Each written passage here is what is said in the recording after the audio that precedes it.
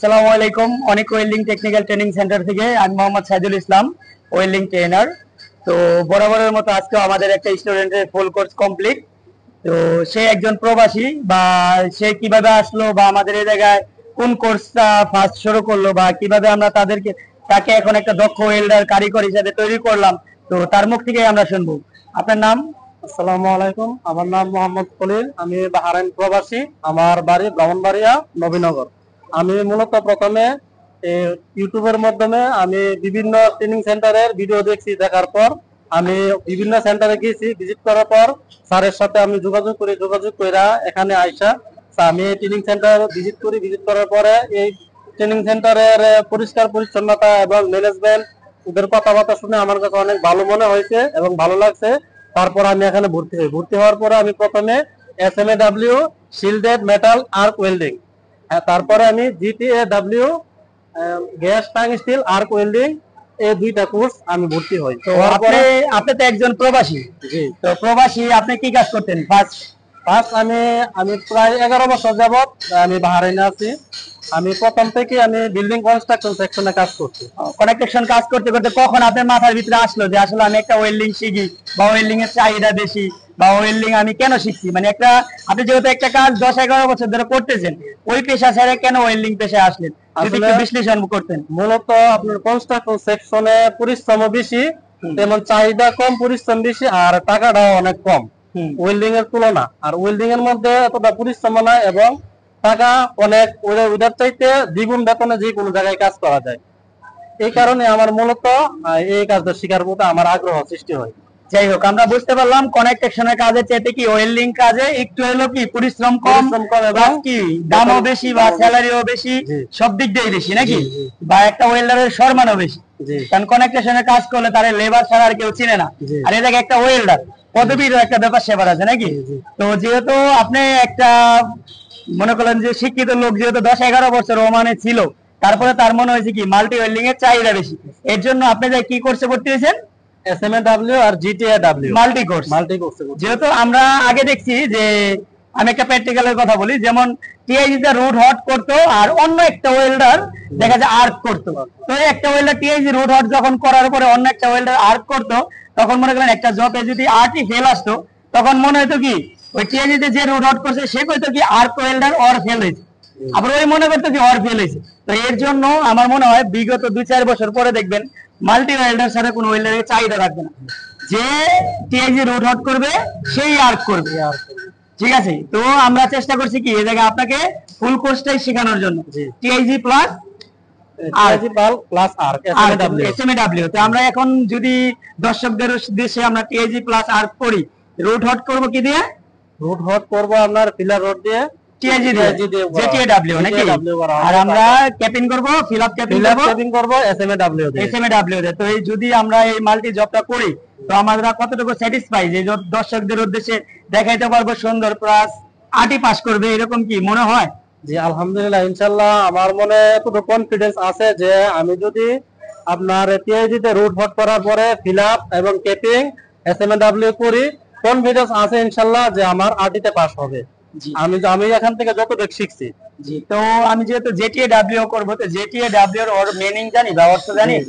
যে meaning gas tungsten arc welding. আর টিআইজির meaning tungsten inert gas. তো এটা সবসময় মনে রাখতে হবে, কারণ আমি কি ওয়েল্ডিং করতেছি, এটা আমার নাম তো অবশ্যই জানা দরকার। তো আমরা দেখবো আসলে আপনি কতটুকু শিখলেন বা দর্শকদের উদ্দেশ্যে কতটুকু দেখাইতে পারেন। আর আমরা এখন হচ্ছে যারা প্রবাসে আছেন, আমি ছুটিতে আমি দীর্ঘ 11 বছর থাকার পর আমি প্রায় 5 বার আমি দেশে ছুটিতে আসছি। আসলে আমাদের বাংলাদেশে যে এরকম ট্রেনিং সেন্টার আছে বা এত সুন্দরভাবে কাজ শেখানো হয়, আসলে এই ব্যাপারে আমরা জানতামই না। হ্যাঁ, মূলত যদি জানতাম তাহলে আমি কেন আরো অনেকে আগ্রহ হয়ে কাজ শেখার জন্য আসতো।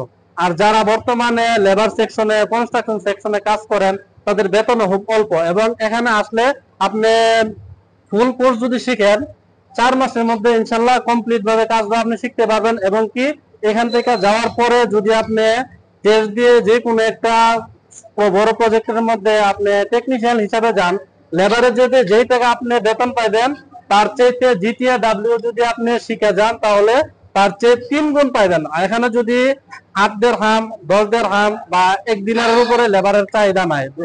আর টিআইজি তে জিটিএডব্লিউ ম্যাক্সিমাম 25 থেকে 30 টাকা পর্যন্ত বাহারানি হিসাবে আর কি, মানে সৌদির 30 রিয়াল পর্যন্ত আর বাহারানি 30 রিয়াল পর্যন্ত আপনার স্যালারি পাওয়া যাবে। তো সবার উদ্দেশ্যে একটাই কথা, যেহেতু আপনারা সবাই জানেন যে একটা লেবারের কতটুকু মূল্যায়ন প্লাস একটা টেকনিশিয়ানের কতটুকু মূল্যায়ন। তো যারা বেকার আছি আসলে বাড়িতে বসে না থেকে আমরা চেষ্টা করি যে কোনো একটা কাজ শিখে বাইরে যাওয়ার জন্য।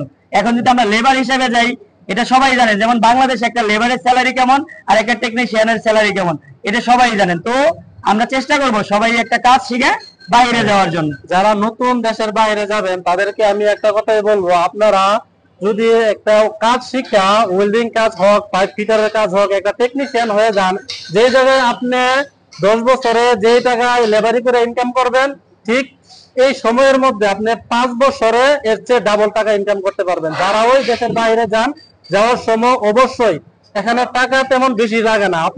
আপনি যদি এখানে যে টাকা খরচ হবে, আপনি ওই দেশে যাওয়ার পরে টেকনিশিয়ান হিসাবে যখন কাজ করবেন, আপনার মিনিমাম মনে করেন 2 থেকে 3 মাসের ভিতরে আপনার এখানে যা কোর্সের ভর্তি সহ আপনার সম্পূর্ণ খরচের টাকা উঠে যাবে। তো আপনি ওইখানে 5 বছর বিদেশ কইরা চিন্তা করেন যে কতটুকু বেনিফিট আপনি করতে পারবেন। জি ইনশাআল্লাহ, তাহলে আমরা একটা কি জব প্রেজেন্টেশন করব নাকি? এখন কি করব, আসেন আমরা জবের কাছে যাই। এটা আপনার জিটিএডব্লিউ, প্রথমে আমি রোড কি পজিশন, জবটা কি পজিশন? জি পজিশন। জি 40। কারণ যদি একটা পাইপ যদি লেভেল থাকে, যদি স্টেট থাকে, তাহলে আমরা এটাকে কি বলি? 5G position. 5G position. যেহেতু এটা কি লেভেল না, এটা কি আছে 45 এ। 45 ডিগ্রি যখন 45 আছে, যখন 45 এ একটা জব থাকবে, তখন ওটার নাম কি হবে? 6G position. 6G position. হ্যাঁ, তো আর যদি এটাই স্টেট থাকতো, খারাপ হবে 2G পজিশন, হরিজন্টাল পজিশন। তো এখন আমরা প্রেজেন্টেশন করব কি 6G পজিশনে। 6G position job. ওকে, সর্বপ্রথম আমরা দেখবো আর্থিং বা গ্যাস সবকিছু ঠিক আছে কিনা, এবং আর্থিং এই দুটোটা ঠিক আছে নি এটা চেক করব। রুট মারতে আমার 95 এর দিকে হবে না, এবং গ্যাস কত আছে এটা আমরা চেক করব। গ্যাসও ঠিক আছে।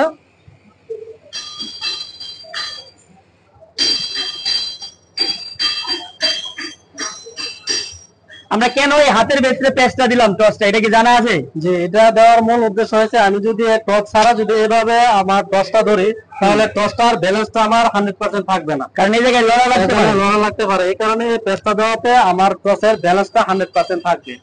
ঠিক আছে, ওকে।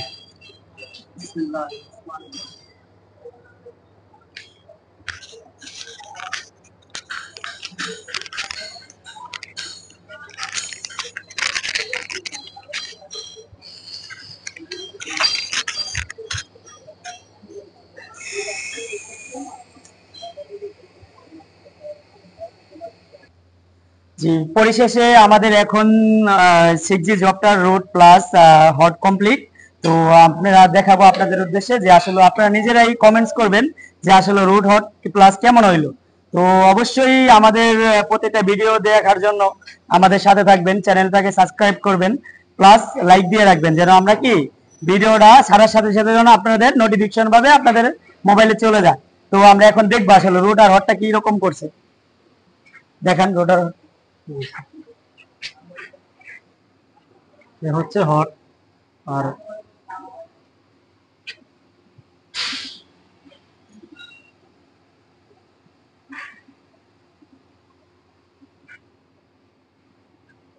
যে আমরা এখন পেনিট্রেশনটা দেখবো।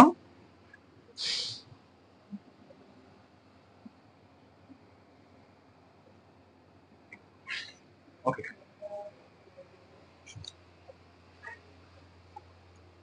আলহামদুলিল্লাহ, আমরা পরিশেষে ভিডিও শুরু থেকে আপনারা অল্প কিছুক্ষণ আমি যখন রুট মারার সময় দেখছেন, এখন একটা জব মারতে গেলে ম্যাক্সিমাম 2 ঘন্টা সময় লাগে। তো এতক্ষণ তো ভিডিও লম্বা করা সম্ভব না, এই কারণে লাস্ট পর্যায়ে আমি যখন হট মারা কমপ্লিট করছি তখন আপনাদেরকে ভিডিওটা দেখাইলাম। আপনারা এতক্ষণ সাথে থাকার জন্য ধন্যবাদ, আমার এই ভিডিওগুলো দেখার জন্য। আর অবশ্যই আপনারা এই চ্যানেলটা সাবস্ক্রাইব করবেন এবং লাইক করবেন, কমেন্ট করবেন, বেশি বেশি শেয়ার করবেন। ধন্যবাদ সবাইকে, আসসালামু আলাইকুম।